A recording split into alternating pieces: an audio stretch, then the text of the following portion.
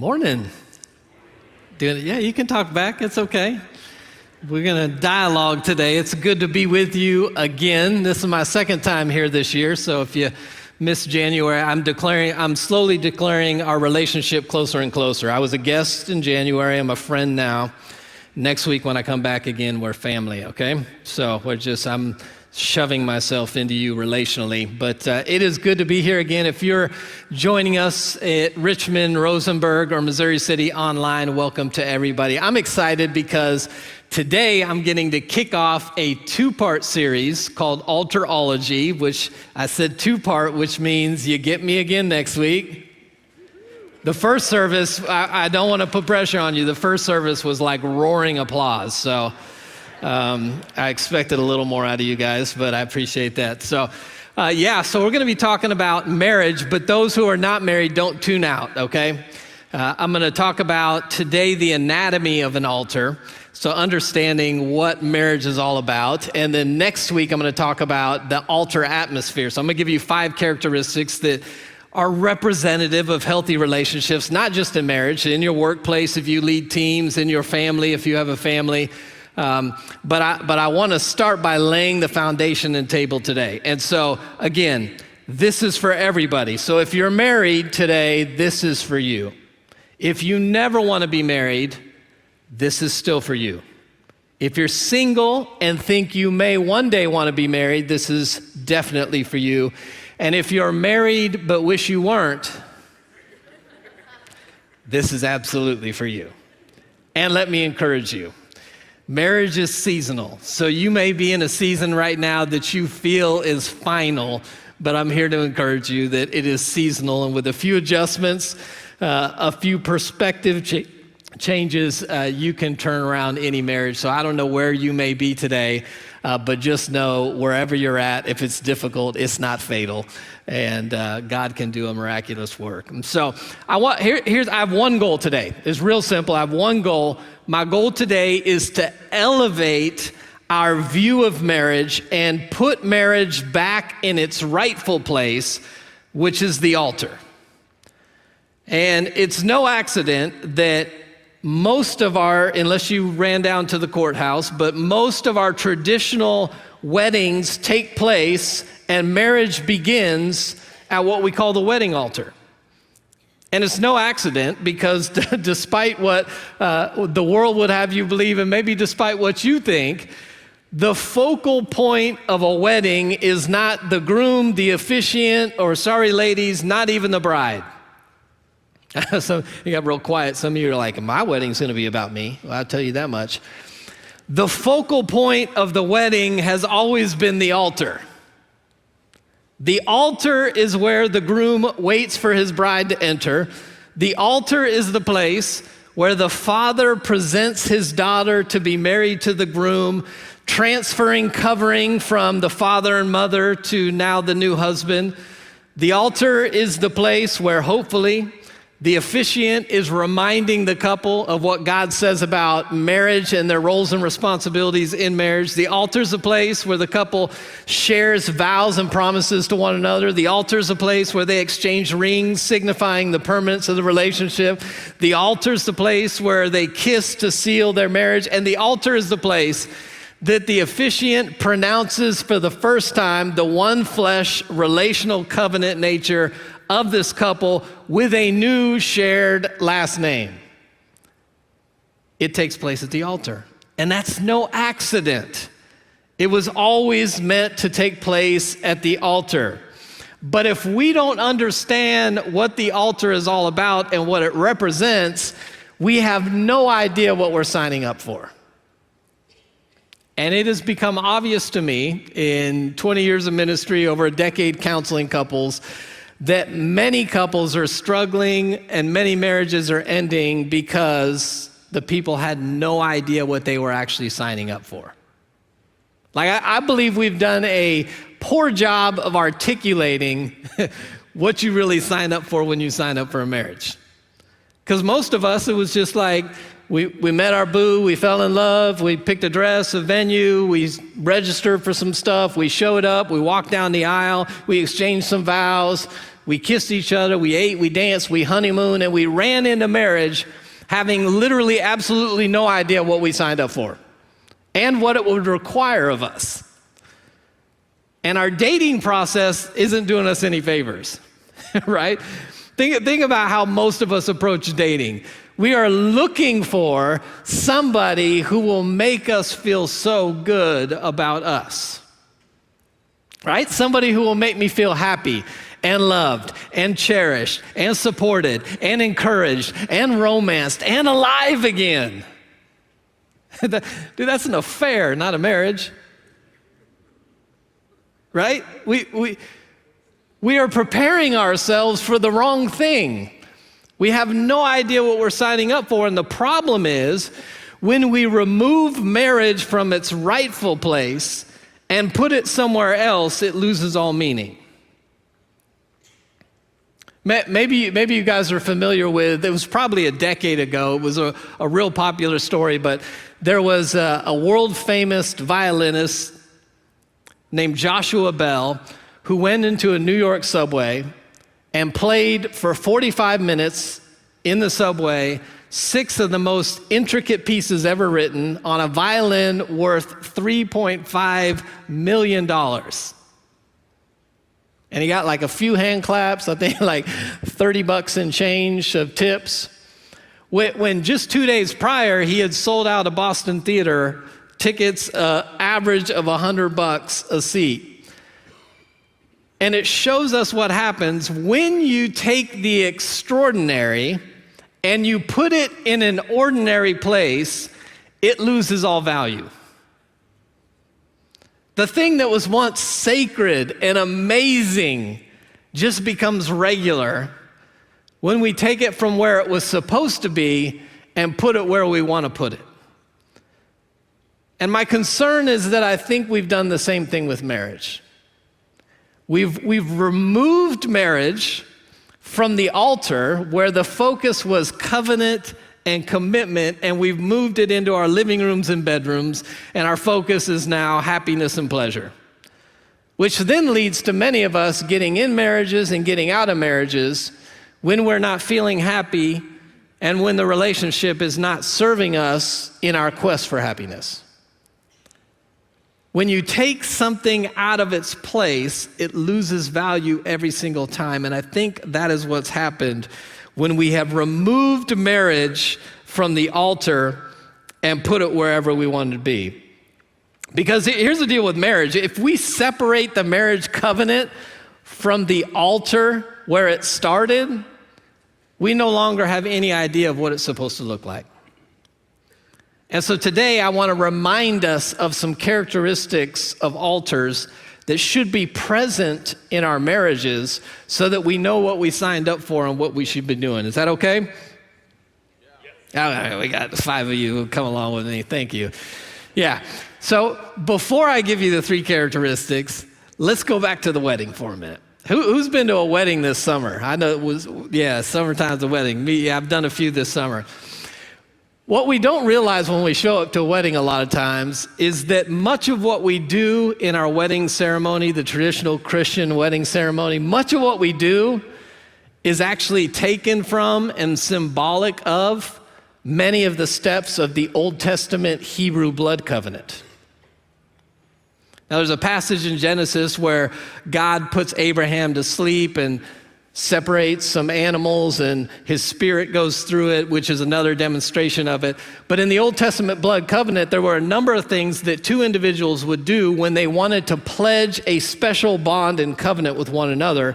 And what they do is much of what is symbolized in the wedding. And so here's what I really want to do. I want to mess up your head next time you go to a wedding, not just being able to look up front and think it's all sweet and cute, that the bride and groom look great, and you're looking at the bridesmaids' dresses and wondering why the bride picked those colors for their wedding and all the other stuff. I want you, when you show up at your next wedding, all I want you to be able to see is the symbolism of the blood covenant occurring at the altar. So I'm not going to share all 9 steps of the Old Testament blood covenant, but I want to share a few of them so you can see how it's mirrored in the New Testament weddings that we now do. So one of the steps in the Old Testament blood covenant was that they actually cut the covenant. So they would cut animals down the middle, and they would separate animals on each side, and the 2 individuals would walk between the 2 sides of the animals to meet, and that's where they would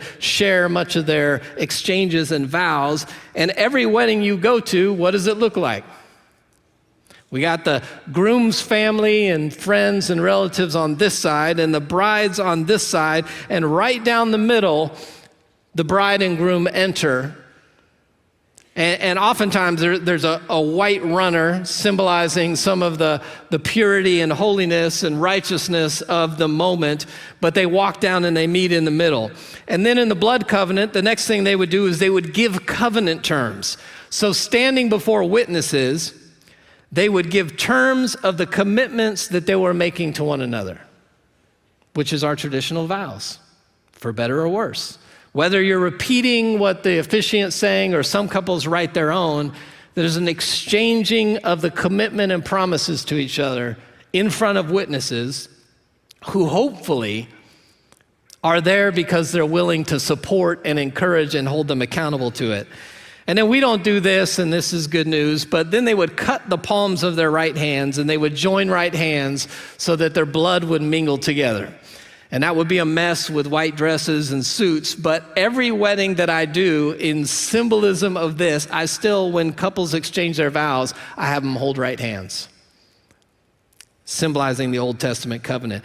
And then a couple of the steps, they would take off their robe or coat and they would exchange them.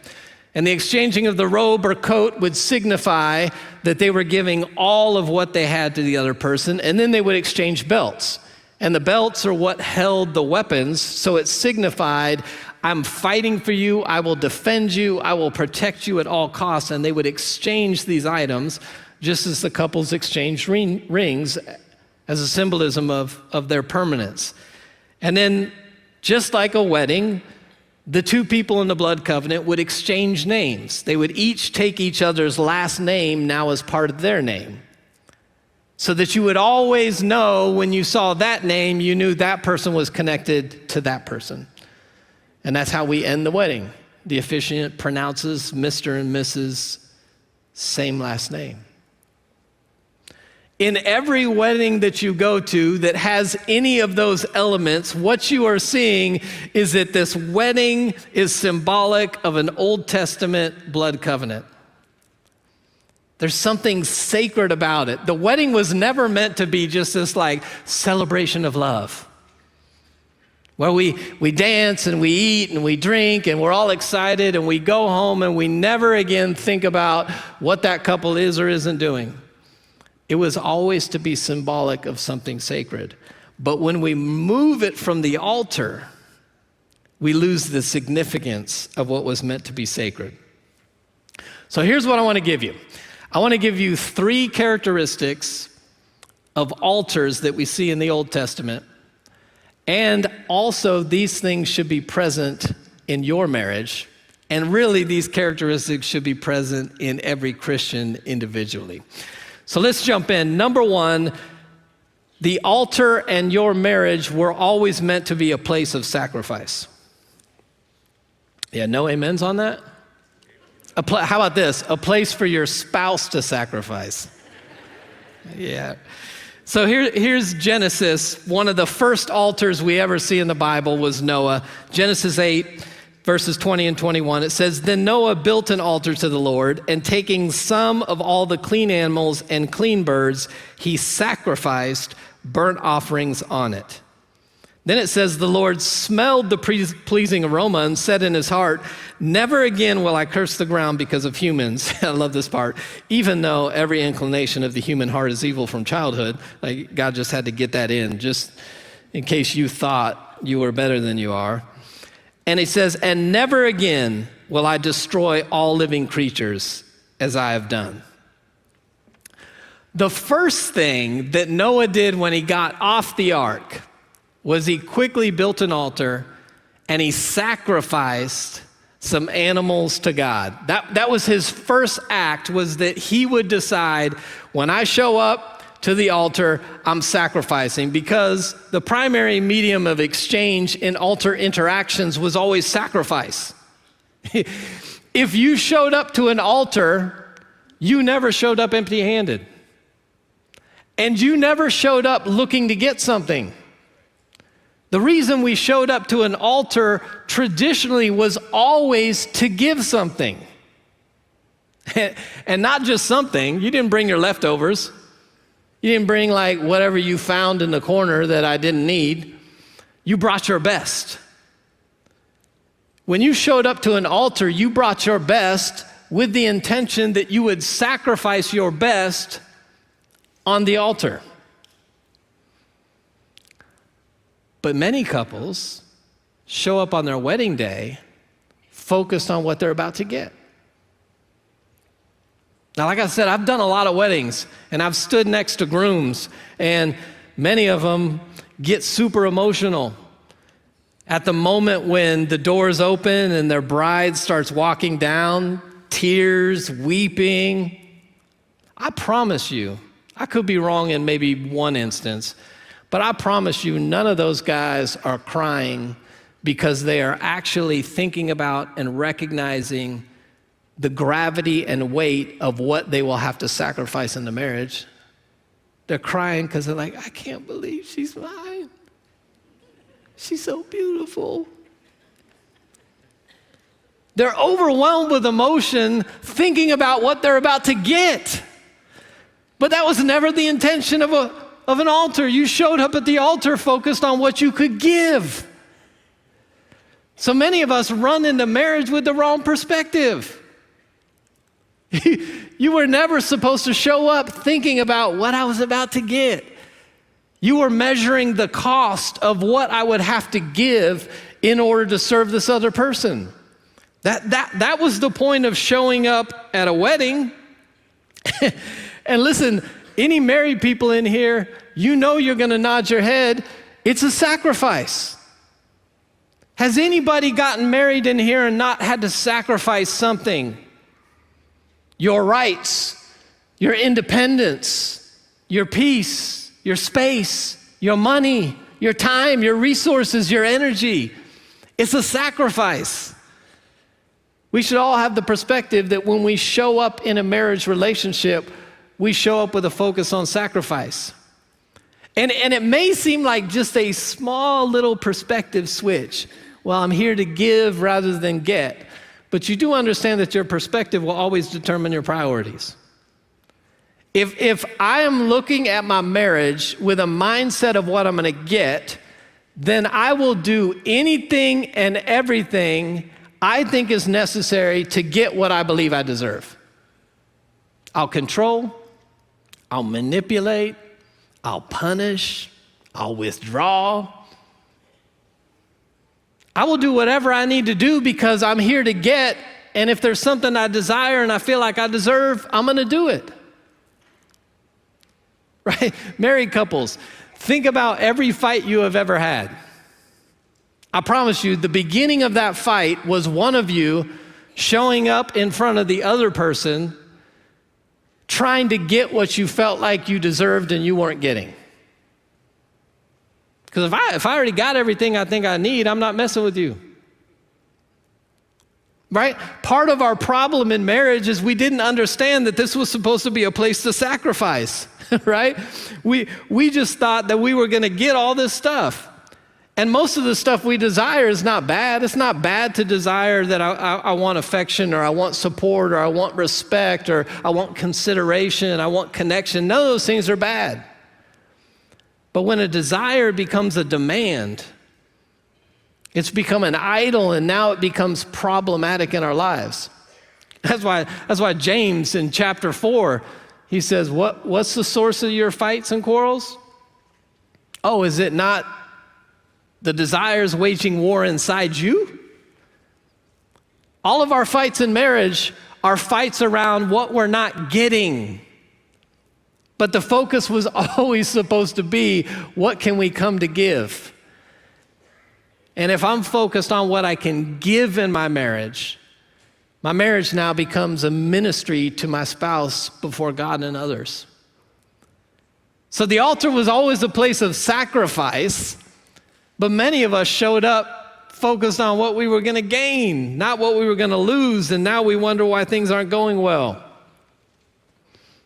Singles, if you don't like to sacrifice, don't get married. Like's a strong word. If you're unwilling to sacrifice, don't get married. I thought all the married people would be amen in there, but you're still mad at me. All right. The second characteristics of altars and your marriages, and I'm not going to get any amens on this, is it is a place of submission. Amen. Yes, thank you, sir. I appreciate that. So I'm talking about. So you remember the story, likely. But in Genesis, when Abraham is promised to be the father of many nations, and then he doesn't have a son, he tries to go get a son with his wife's maidservant, and Ishmael is born, but that's not the promised son. And then God later gives him Isaac, who is the promised son. And then God turns around and tells Abraham that he would like him to go sacrifice his son Isaac. And God's specific, right? Because God knows how we work. And so God says, I want you to take your son, your only son, whom you love. He has to be that specific because God knows how we work. And I know none of you are going to admit it because all parents love all their children the same. But God knew that wasn't the case for Abraham. And so if he wasn't specific and he said, I want you to sacrifice your son, you know Abraham would be like, well, Ishmael, where's that dude Ishmael? That dude is like a thorn in my side. So God had to let him know it was your son, your only son, whom you love, that's Isaac.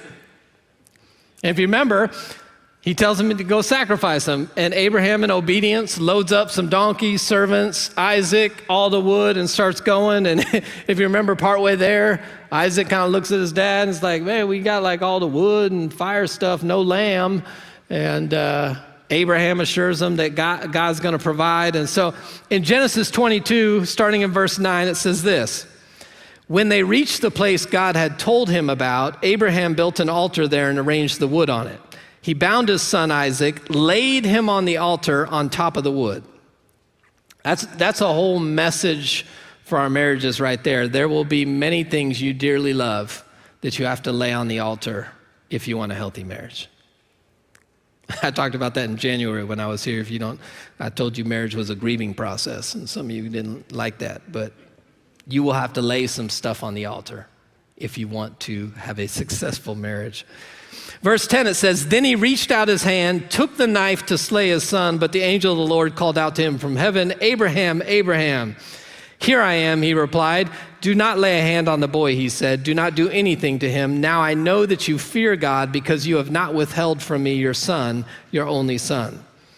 Abraham looked up, and there in the thicket he saw a ram caught by its horns. He went over, took the ram, sacrificed it as a burnt offering instead of his son. So Abraham called that place, the Lord will provide. And to this day it is said, on the mountain of the Lord it will be provided. Now, I'm not going to claim to know what was going through Abraham's head, that whole journey, all of that stuff. But having 3 daughters, I can just imagine what it would be like to have God tell me to sacrifice one of them. And yet Abraham walked in full obedience to God because he was fully submitted to God.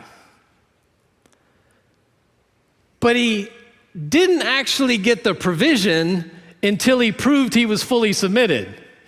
You know, it's not like when they got there, the lamb came, because I know if I was Abraham, I would have been like stalling, hem-hawing. I wouldn't have picked up the knife and gotten that close. I'd have been like, I don't think the wood's quite right, guys. Let's rearrange it while I'm looking for like sheep or something.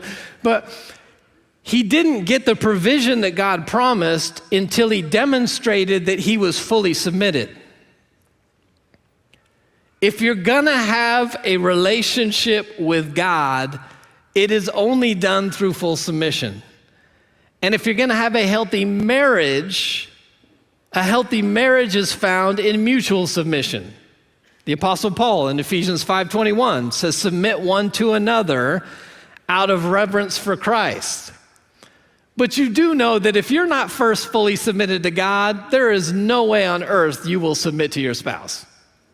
It's just logical. If I can't submit to a perfect God and I'm going to turn around and submit to an imperfect spouse, it's not going to happen. So if you're not first submitted to God, you will not submit to your spouse. But there's a step before that Abraham demonstrates. If you don't first believe that God will provide, you're also not going to submit to God. Abraham was fully convinced that God would provide what God said he would provide, which is why Abraham was willing to submit. If you are not fully convinced that God can provide everything you need in your life and in your marriage, you won't submit to God. And if you won't submit to God, there's no way you'll ever submit to your spouse. So many of us have relational problems in our marriage because we have provisional doubts in our relationship with God, which is preventing us from first submitting to God. The provision came after the submission. Which, watch this, imagine for a minute if you really believed God could provide everything that you think you need in your marriage for you. If you really believe that, it would probably be better for you to spend a bunch of time wearing God out in prayer about what you want out of your spouse, about how you wish your spouse would change, about what you want less of from your spouse, about what you want your spouse to improve. It will probably serve you better if you wore God out in prayer, if you believed he would provide it, than you do nagging your spouse to try to get it.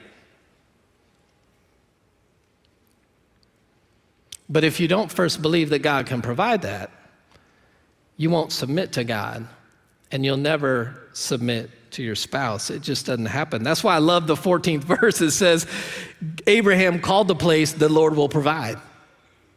And the mountain is, it will be provided.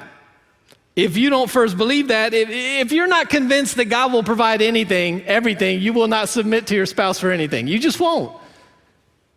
And I'm speaking from experience. I've been married almost 30 years.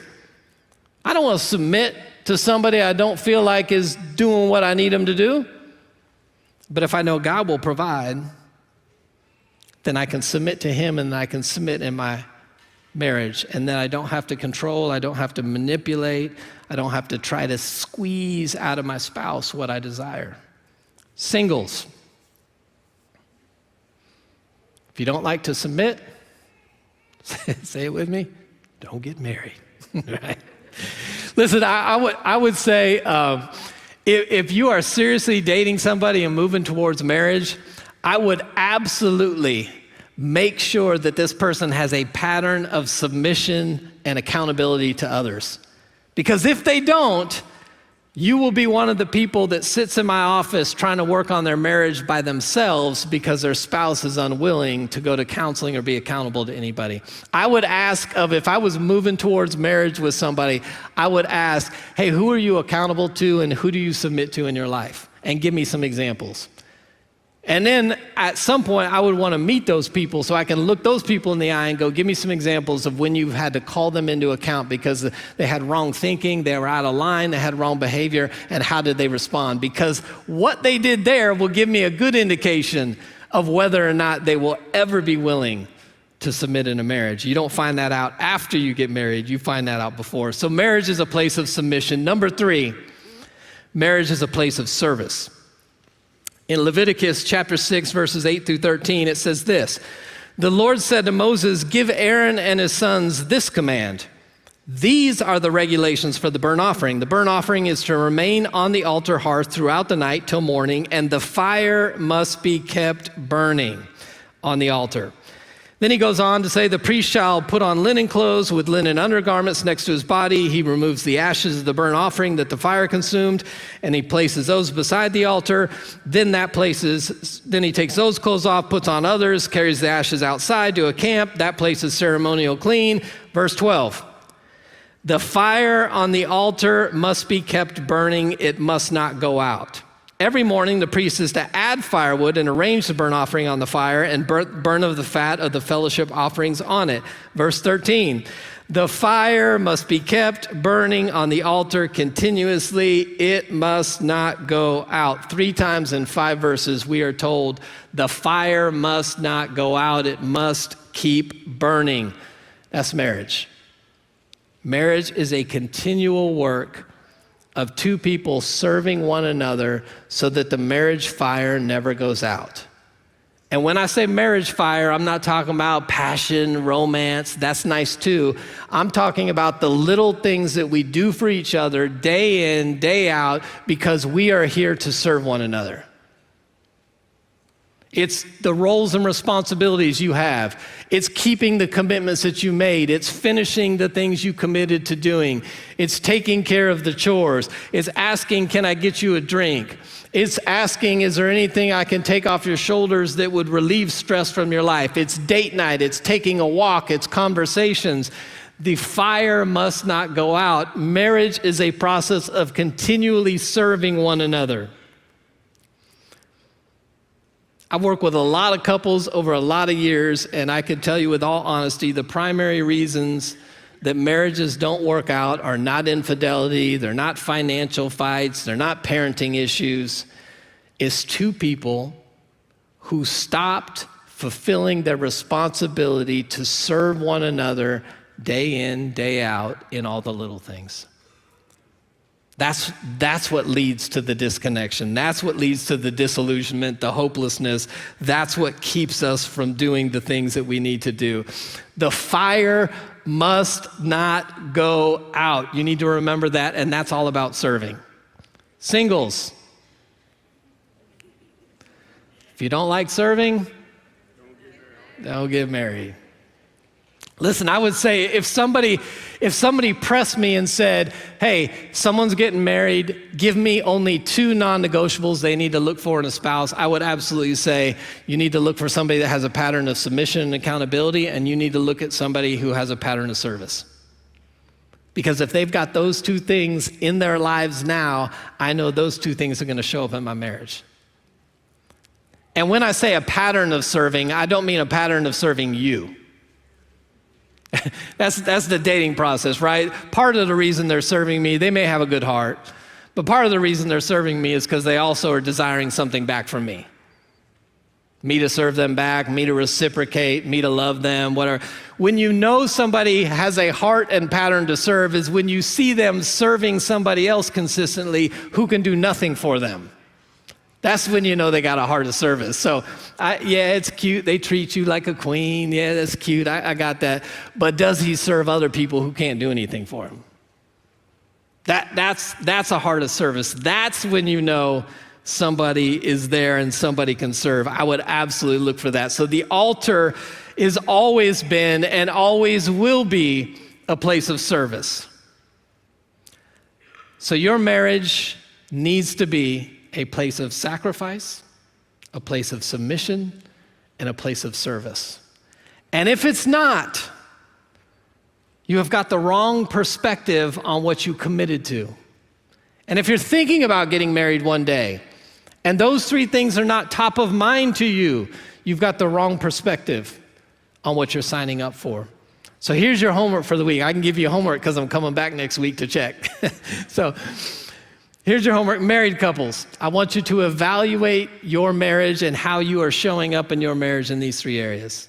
You know, give yourself a little 1 to 5 ranking on, and then ask your spouse what they think your ranking is, because that'll lower the curve a little bit and probably average out where you should be.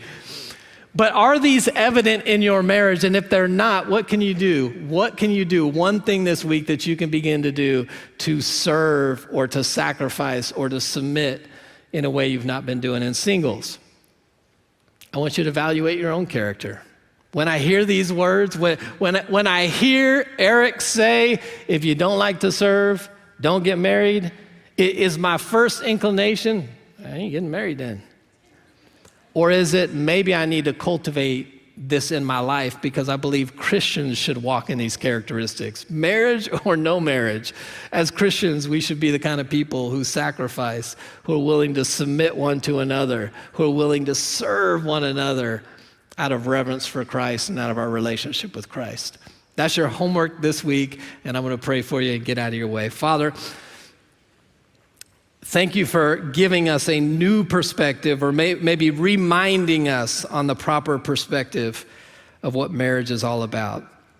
The wedding took place and the marriage began at the altar. And God, if we're going to walk out marriage in a way that honors you, it's got to be represented by the same things that show up on the altar: sacrifice, submission, service. Father, we need your strength to do it, so I pray that you would empower every person in the room to lean first into you in order to have the power to do what you've called them to do in their marriage.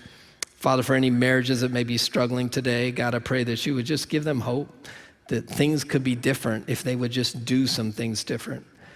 Father, help us to live lives that give glory to you, and help us live out marriages that give glory to the world around us. In Jesus' name, amen.